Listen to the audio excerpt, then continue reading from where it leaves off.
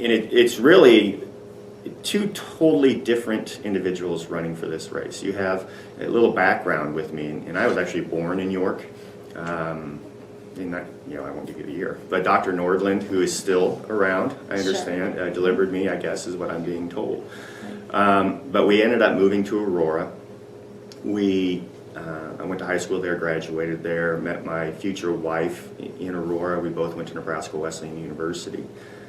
And we came back to Aurora. We came back to the 3rd District. We came back to Aurora primarily because of the school system. I think it's a very solid school system, and we wanted our kids raised in the 3rd District. And I think Aurora is a nice town. I grew up there. I think it's great. It also happens to be where our manufacturing plant is at. And we do something a little bit unique. We manufacture bathing systems for nursing homes and assisted living facilities. There's only about 4 of us that do it in the United States.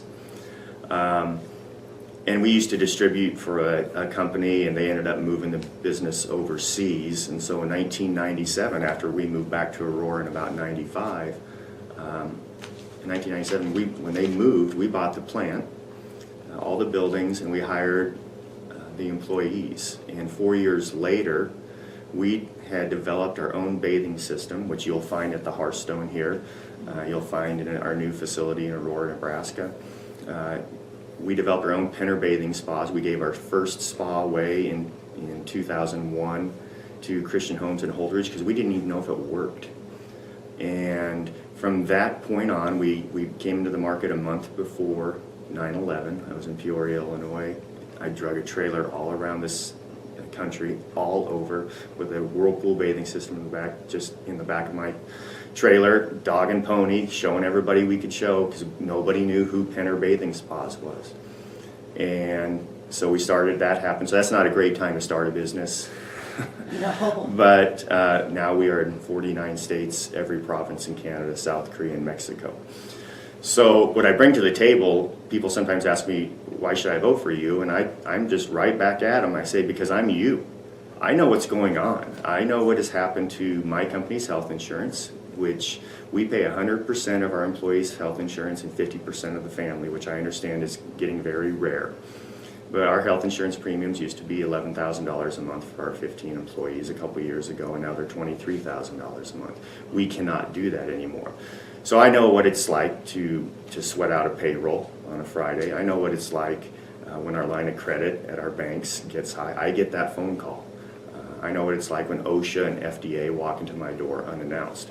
So, and I know what affects our 15 employees because I am there. And if you can contrast that with my opponent, he's a career politician. That's exactly what he's done. He's very open and honest about it. In fact, in 2006, he was quoted, and I'll paraphrase, "I want to be in Washington a good long time. I want to stay there until retirement." That is scary to me. That is not what the Founding Fathers had in mind. That is what is actually wrong with Washington, D.C. We have people going to Washington, D.C. that enjoy the lifestyle. And what they do is they want to stay there for a career. They want to stay there till retirement. So they're more concerned about raising money and re-election. And when that happens, your constituency becomes secondary. On top of that, he doesn't have some of the life lessons that I've had for the past 25 years building a business from zero to where we are an international company. We do a lot of business in Canada. And so I sit back and I see what we've done as a small business owner. 99% of all businesses in this state are small and employ most of all private employees. So I see that, and I see our representatives go to Washington, D.C.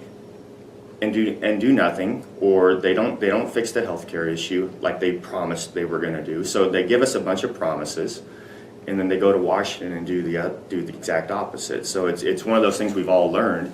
Watch what people do, not what they say. And so with that huge background, you say enough. And you hop in. And so, like I said, you can either sit back and say, well, nothing's going to change, or you can throw your name in the hat. And this race is close. We have a lot of support. The York, Tri-Cities area is very supportive of us, but we haven't stopped there. I was in Gordon, Nebraska. My wife and I took off Sunday night, and we were in Gordon, Nebraska doing radio and newspaper. But I've been to the four corners, to South Sioux City, to Crawford, to Falls City, to McCook. And we believe this race is very close, and we've got a great shot. And if we have a victory next Tuesday, be it a six-term incumbent Republican, that will put the 3rd District people on the map. You will have CNN, Fox News, you will have everybody on the 3rd District's doorstep saying, wow. And here's an opportunity for this to happen. And we've got a shot at it. This isn't an outside shot. We're close, and we know it. We have some good polling. And so we're just kind of rushing till next Tuesday.